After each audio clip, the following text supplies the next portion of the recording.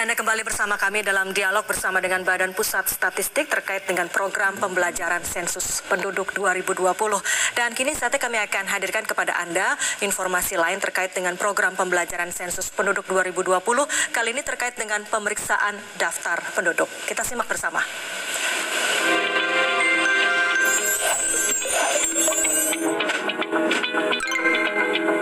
Tahapan kegiatan lapangan sensus penduduk 2020 dimulai dari pemeriksaan dokumen daftar penduduk SP 2020 DP oleh petugas sensus bersama ketua atau pengurus RT atau dusun dan yang sejenis atau disebut dengan SLS. Kegiatan ini di bawah pengawasan Koordinator Sensus Kecamatan atau disebut dengan KOSEKA. Selain menggunakan atribut lengkap, ketika turun ke lapangan, petugas sensus juga harus mengenakan pakaian berlengan panjang, menggunakan face shield, masker kain, dan membawa hand sanitizer, serta memperhatikan protokol kesehatan. Dokumen yang diperlukan pada tahapan ini adalah SP 2020 DP dan peta wilayah. Pastikan juga membawa alat tulis yang diperlukan di lapangan. Untuk memulai tahapan pemeriksaan DP, hubungi ketua atau pengurus RT atau dusun dan sejenisnya. Sepakati waktu dan mekanisme pemeriksaan DP. Apakah akan bertatap muka secara langsung atau melalui media telekomunikasi yang memungkinkan.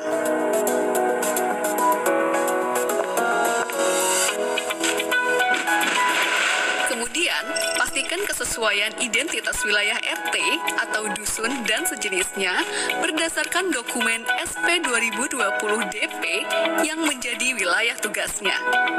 Apabila terdapat perubahan, baik itu pemekaran ataupun penggabungan SLS, laporkan ke Koordinator Sensus Kecamatan atau KOSEKA untuk ditindaklanjuti kemudian. Sebelum memulai pemeriksaan, baca dan pahami petunjuk pengisian pada halaman kedua DP. Jika ada yang belum dipahami, dapat ditanyakan kepada Koordinator Sensus Kecamatan atau KOSEKA. Selanjutnya, mari mengenal dokumen daftar penduduk atau SP 2020 DP. SP 2020 DP adalah instrumen utama pada sensus penduduk 2020 yang berisikan nama-nama penduduk yang akan diperiksa keberadaannya oleh petugas sensus bersama dengan ketua SLS. Nama-nama penduduk yang ada di dokumen tersebut merupakan gabungan dari data administrasi kependudukan dan hasil kegiatan sensus penduduk online. Dokumen DP terdiri dari beberapa bagian sebagai berikut. Pertama, halaman depan yang terdiri dari blok 1, pengenalan tempat, blok 2, keterangan petugas, dan blok 3, catatan. Pada blok 1, terdapat kotak nama SLS atau non-SLS di lapangan yang berisi nama SLS sesuai dengan nama wilayah di lapangan. Rekap hasil pemeriksaan dan verifikasi lapangan diisi setelah blok 4A, 4B, dan 4C terisi semua. Kedua, petunjuk pengisian. Ketiga, blok 4A yang berisi daftar nama penduduk beserta keterangan individu lainnya pada suatu SLS yang akan dicek keberadaannya satu persatu oleh petugas sensus bersama ketua atau pengurus SLS. Di bagian bawah setiap halaman terdapat kolom rekap yang perlu diisikan untuk membantu pengisian total rekap yang terdapat pada halaman depan. Keempat, blok 4B yang berisikan nama-nama penduduk yang data individunya perlu dikonfirmasi. Data tersebut adalah jenis kelamin, tanggal lahir, atau NIK. Kelima, terdapat blok 4C yang berupa daftar kosong untuk mencatat nama-nama penduduk di SLS tersebut yang belum tercetak di blok 4A. Selanjutnya, blok 5 yang digunakan untuk mencatat penduduk pada DP yang dinyatakan meninggal. Terakhir, terdapat surat pernyataan yang diisi ketika ketua atau pengurus SLS tidak dapat mendampingi petugas sensus dan menugaskan orang lain dalam melaksanakan kegiatan lapangan sensus penduduk 2020. Untuk memperjelas pengisian, mari kita bicara tentang beberapa contoh kasus di lapangan terkait pemeriksaan DP. Pak Haji dan keluarga tercantum di dalam DP RT 1. Pada saat pemeriksaan DP, Ketua RT 1 mengkonfirmasi bahwa benar Pak Haji dan keluarga tinggal di RT 1 dan tercatat tinggal di alamat yang sama pada KTP atau KK mereka. Maka petugas memberi centang pada kolom 9 untuk setiap anggota keluarga. Sedangkan Pak Budi dan keluarga juga tercantum di dalam DP RT 1. Tetapi Ketua RT menyatakan bahwa Pak Budi dan keluarga memiliki KTP dan KK dengan alamat di wilayah lain. Maka petugas memberi centang pada kolom 10 untuk setiap anggota keluarga. Keluarga Pak Charlie sudah melakukan SP online. Namun, Ketua RT menyatakan bahwa bulan lalu telah pindah ke kota lain. Maka, untuk setiap anggota keluarga, beri tanda centang pada kolom 11. Jangan lupa, coret keterangan jenis kelamin Pak Charlie dan keluarga pada kolom 13 atau 14, sehingga tidak dihitung pada rekap jumlah penduduk berdasarkan jenis kelamin. Contoh selanjutnya, keluarga Pak Rudi terdiri dari Pak Rudi, istri, 4 orang anak, ibu, dan seorang asisten rumah tangga yang tinggal di kota Semarang. Pak Rudi beserta istri dan anak pertama, kedua, dan ketiga, serta ibunya sudah melakukan pengisian sensus penduduk online. Alamat KK atau KTP keluarga Pak Rudi di kota Jogja, namun sudah tinggal di kota Semarang sejak tahun 2017. Maka, pada pemeriksaan DP oleh petugas pada RT tempat tinggal Pak Rudi saat ini di kota Semarang dilakukan dengan cara berikut.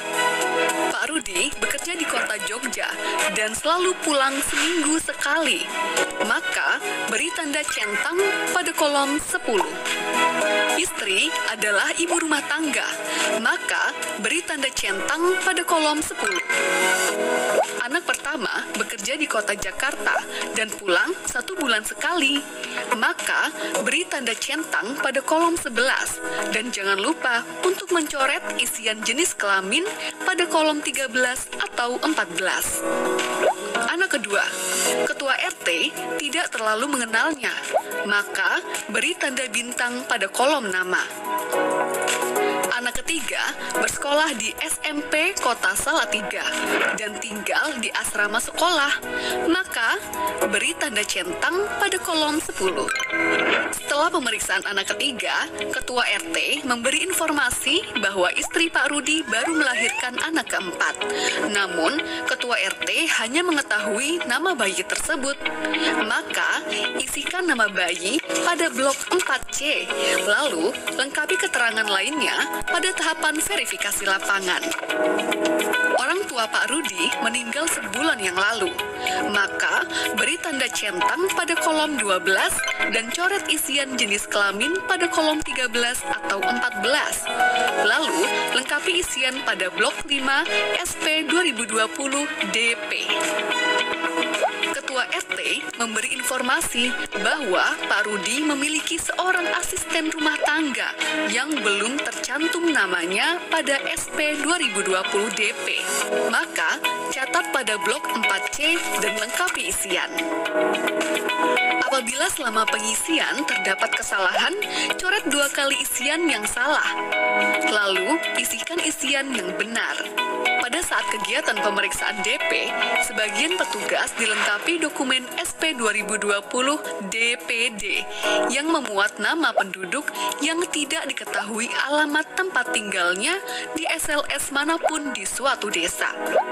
SP 2020 DPD juga harus diperiksa oleh petugas sensus bersama ketua atau pengurus SLS. Setelah pemeriksaan daftar penduduk selesai, kegiatan kegiatan lapangan dilanjutkan pada tahapan verifikasi lapangan yang akan dijelaskan pada video selanjutnya. Sensus Penduduk 2020 mencatat Indonesia.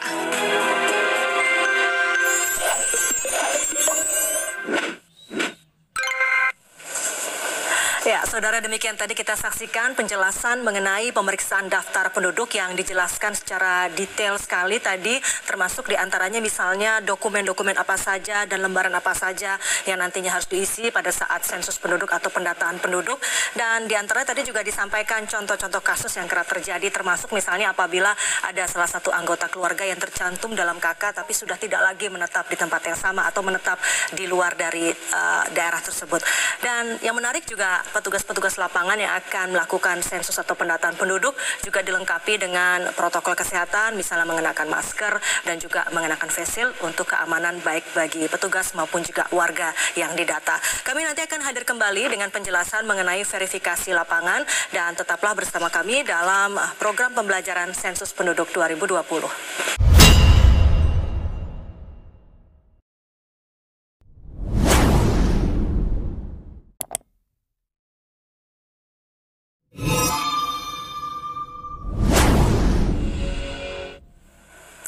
Terima kasih Anda masih bersama kami dalam dialog bersama Badan Pusat Statistik terkait dengan program pembelajaran sensus penduduk 2020. Tadi dalam tayangan sebelum ini kami sudah menayangkan mengenai apa itu konsep definisi penduduk, kemudian juga pemeriksaan daftar penduduk dan tahapan-tahapan yang dilakukannya, termasuk juga nantinya petugas lapangan akan melakukan verifikasi lapangan. Lalu bagaimanakah mekanisme dan proses saat petugas nantinya melakukan verifikasi lapangan? Kita simak bersama tayangan berikut ini.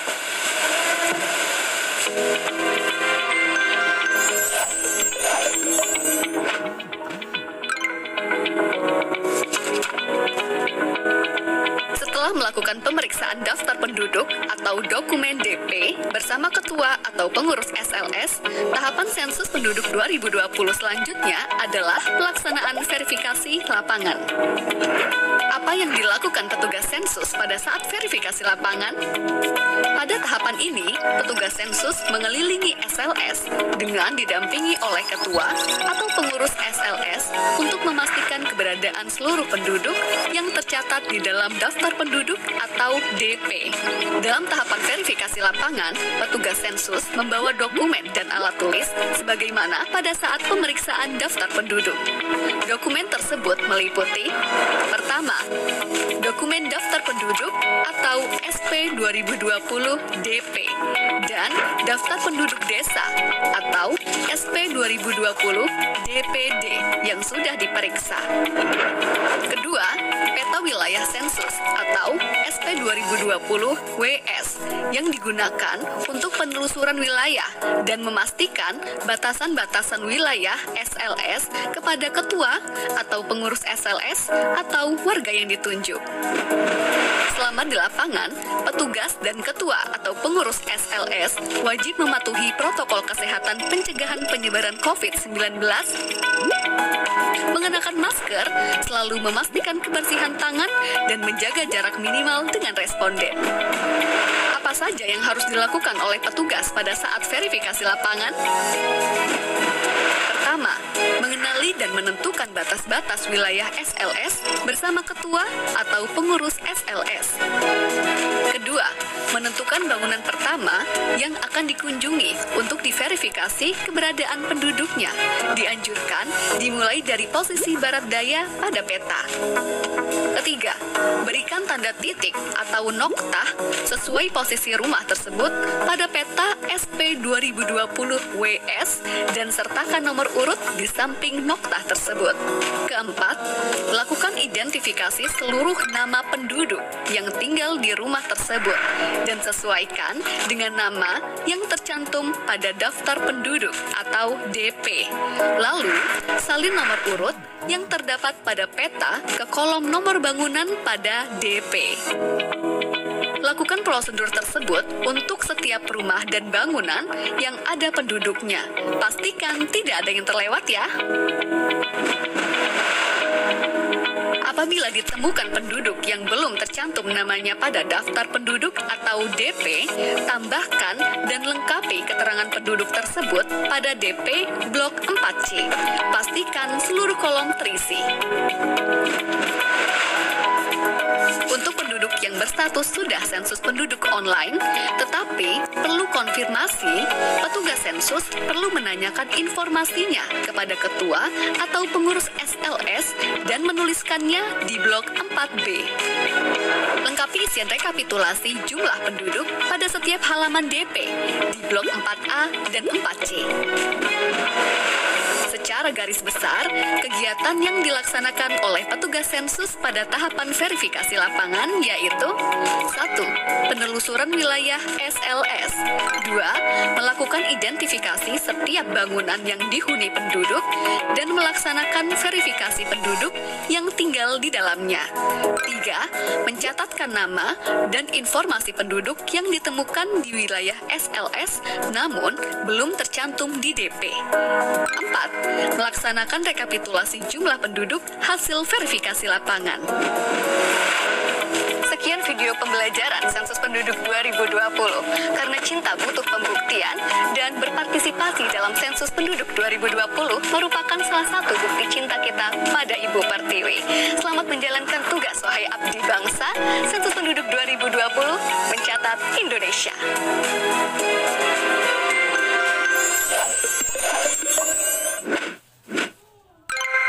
Ya, saudara, demikian tadi tayangan mengenai verifikasi lapangan dalam sensus penduduk 2020 dan nanti usai jeda kami akan hadirkan seorang narasumber dari Badan Pusat Statistik yaitu Direktur Statistik Kependudukan dan Ketenagakerjaan BPS. Anda pemirsa juga bisa langsung bertanya kepada narasumber kami melalui nomor telepon yang nanti akan kami cantumkan di layar televisi. Tetaplah bersama kami akan segera kembali. Hari ini telah tiba.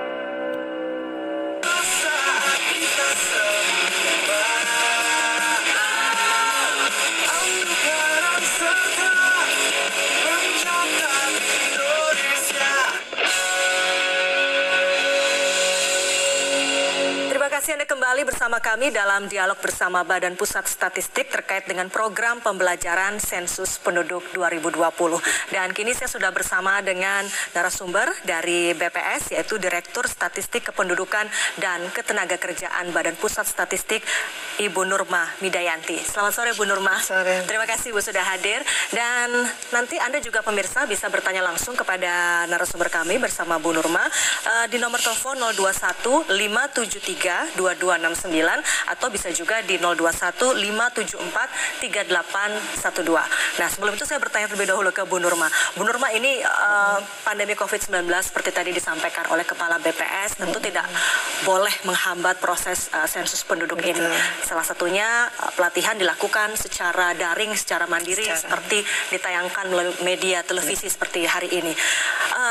Bagaimana Bu proses pembelajaran itu nantinya berlangsung dan kemudian apa yang membedakan tahun ini dengan proses pelatihan di periode-periode sebelumnya? Ya, terima kasih Mbak. Jadi sensus penduduk kita kali ini memang berbeda dengan sensus yang sebelumnya kan 10 tahun sekali sensus diadakan. 10 tahun sekali. Nah, 10 tahun, setiap 10 tahun sekali. Nah, kita di 2020 perencanaan kita memang sudah berbeda dengan yang lalu, yaitu pertama kita menggunakan data Dukcapil sebagai dasar. Kemudian moda pengumpulan datanya juga lebih dari satu macam gitu ya. Nah, terkait dengan kondisi COVID ini memang kita harus melakukan adaptasi terhadap kondisi yang ada. Salah satunya ini tentu adaptasi cepat ya Bu ya. Ya, awalnya pasti rencananya nggak seperti ini. Tidak, kita bekerja keras untuk menyiapkan akhirnya pelaksanaan menjadi seperti ini.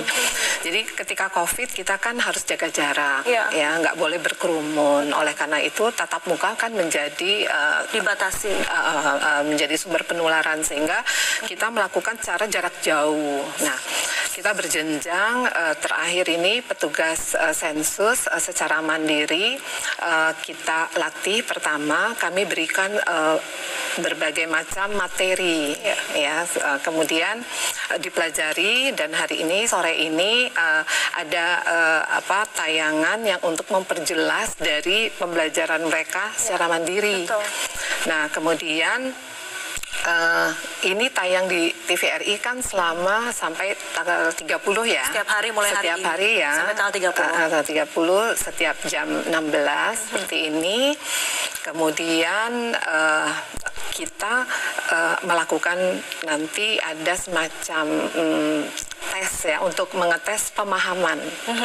Sampai sejauh mana petugas ini memahami, nanti kita lihat evaluasi yang nilainya mungkin tidak baik, itu nanti ada pendampingan yang lebih banyak dari di atasnya petugas sensus kan ada KOSEKA, Koordinator Sensus Kecamatan. Ada berapa petugas Bu yang akan terlibat dalam proses pendataan penduduk ini? Sekitar petugas sensusnya itu sendiri ada lebih dari 190.000 orang. Untuk seluruh Indonesia? Untuk seluruh Indonesia, KOSEKA itu ada 16 ribuan. 16 ribuan? Petugas, di mana satu orang KOSEKA itu membawahi 15 orang petugas. Baik, baik Bu, sebelum kita bahas lebih jauh, sudah ada penelpon yang masuk. Kita akan sapa terlebih dahulu. Selamat sore. Ya, halo, selamat sore Bu. Iya, dengan Ibu siapa? Ibu siapa dan di mana Ibu? Saya dari Kota Sukabumi. Ya, iya Ibu. Ya. Dengan Bu siapa Bu, maaf? Darliawati. Darliawati, silakan Ibu pertanyaannya. Iya, silakan Bu. Saya mau bertanya ya Bu ya. Ya, silakan. Ini ada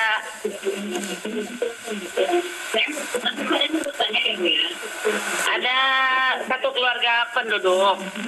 Pertamanya dia tercatat di Kota Pandeglang. Ibu, Ya. volume televisinya boleh dikecilkan sedikit sehingga kami bisa menangkap dengan jelas suara Ibu di sini. Ya, sebentar ya. Ya. Ya. Ada Bagaimana satu Ibu? keluarga penduduk berasal dari Kota Pandeglang. Ya. Mereka tercatat semua di Kota Pandeglang sebelumnya. Dan satu keluarga itu suami istrinya udah mempunyai EKTP di Kota Pandeglang. Nah, mereka sekarang sudah tidak ada data kependudukannya di sana, Bu. Udah di sini semuanya, tapi di sini belum tercatat gitu. Oke. Gimana? Baik. Tapi suaminya asli Kota Sukabumi, tercatat di sini, tapi di kakak orang tua masih bergabung dengan kakak orang tuanya, kakak ibunya, dan statusnya belum menikah di sini. Gimana tuh Bu? Baik, baik. Baik Ibu Darliawati, kita akan Iya. jawab nanti. Terima kasih Bu pertanyaannya. Jelas nggak Bu pertanyaannya? Jelas Bu, sudah Iya. sudah jelas kami terima. Jadi Dan permintaan dari penduduk tersebut, bisakah mereka pindah ke sini? Bisakah secara pindah ke Sukabumi ya? otomatis selesai di sensus nanti di tahun 2020 September. baik Ibu, nanti akan dijawab. Kita sapa dulu penelpon berikutnya. Ya, selamat sore Bu. Pak, selamat sore. Silakan. Halo. Halo, selamat sore. Iya Pak, silakan Pak. Dengan Bapak siapa dan di mana? Saya Sobarian. Ya, silakan Pak. Di mana Pak? Dari Bangka Belitung. Bangka Belitung. Ya, silakan Pak.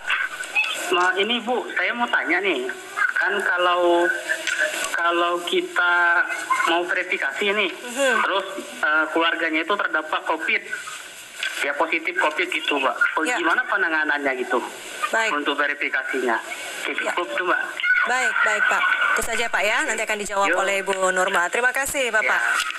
Baik Bu Nurma, ini ada dua pertanyaan dari Sukabumi dan dari Bangka Belitung. Silakan Ibu ditanggapi. Yang dari Sukabumi dahulu mungkin. Iya, Ibu Darliawati Iya, ya. Ibu Terima Darliawati. kasih Ibu telah ikut menonton acara Iya. ini sehingga nanti Ibu siap ketika ada petugas Betul. datang. Dan kasus seperti ini juga mungkin nggak hanya terjadi di sini ya Bu ya. Di Banyak mana-mana. mungkin. Ya. Tadi seperti saya sudah jelaskan bahwa sensus penduduk kali ini menggunakan data Dukcapil itu sebagai data dasar. Nah, data Dukcapil ini dikemas dalam daftar penduduk yang tadi sudah dijelaskan di materi. sendiri. Nah, daftar penduduk ini satu daftar penduduk ada di satu satuan lingkungan setempat. Kalau kita RT, satu RT itu daftar penduduk yang dimana mereka penduduk yang tercatat berdasarkan KK atau KTP. Ya, acuannya tetap ke KK kan atau ke KTP. Ya. Nah, kemudian daftar ini kan tadi dikonfirmasi, diverifikasi, baik kepada Pak RT maupun nanti langsung ke lapangan juga, verifikasi lapangan. Nah, kasus seperti yang tadi Bu Darliati sampaikan bahwa tadi suami istri sudah IKTP Pandeglang, tapi kakaknya, suaminya masih terdaftar di kartu keluarga orang tuanya di Sukabumi. Nah, dalam kondisi seperti ini si suami itu kan masih kakak di Sukabumi. Dia akan berada di daftar DP yang di Sukabumi. Nah, jadi nanti ketika diverifikasi kepada Pak RT atau ketua lingkungan satuan lingkungan setempat, ketua SLS, nanti akan diberi tanda keberadaannya di mana. Misalnya Pak suaminya ini Pak siapa di daftar penduduk yang di Sukabumi itu kan ada. Nah, nanti dicek, oh dia udah pindah. Nanti ada kolom yang dicek. Tadi seperti yang materi. Dia dicek di kolom pindah. Gitu. Nah, berarti dia tidak tercatat di situ. Nah, sementara istrinya masih ada di kakak mana gitu.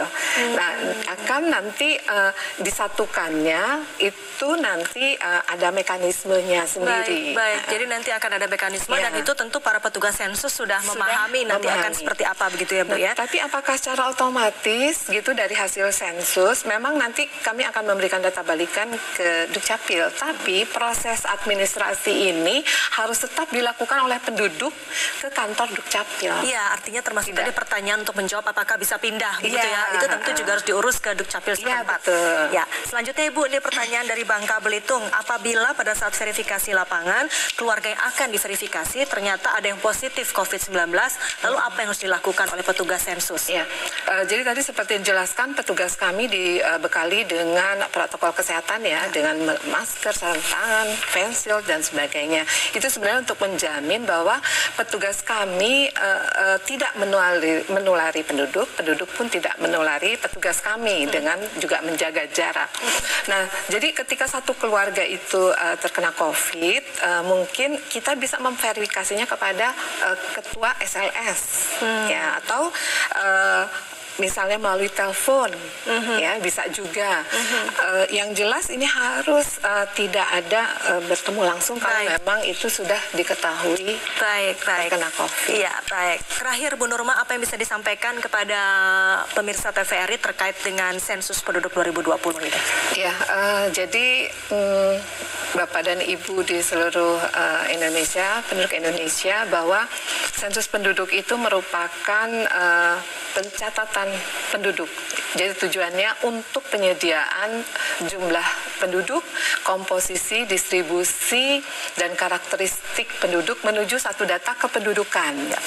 Nah, penduduk akan dicatat di mana biasa mereka tinggal. Nah, kemudian karena seluruh penduduk mulai dari 0 tahun ya, anak-anak, balita, anak-anak, remaja, dewasa sampai lansia, tentunya kebutuhan mereka kan berbeda-beda. Kalau kita sudah bisa mengidentifikasi di wilayah ini ada berapa bayi, ada berapa balita, ada berapa lansia, nah perencanaan ke depan menjadi lebih mudah supaya tepat sasaran. Betul.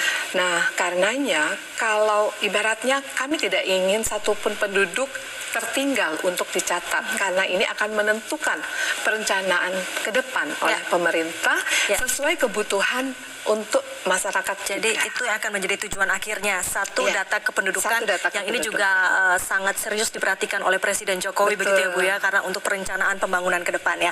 Saudara, demikian perbincangan kami dan tentu saja terima kasih Ibu Nurma Midayanti sudah berbincang bersama kami sore hari ini.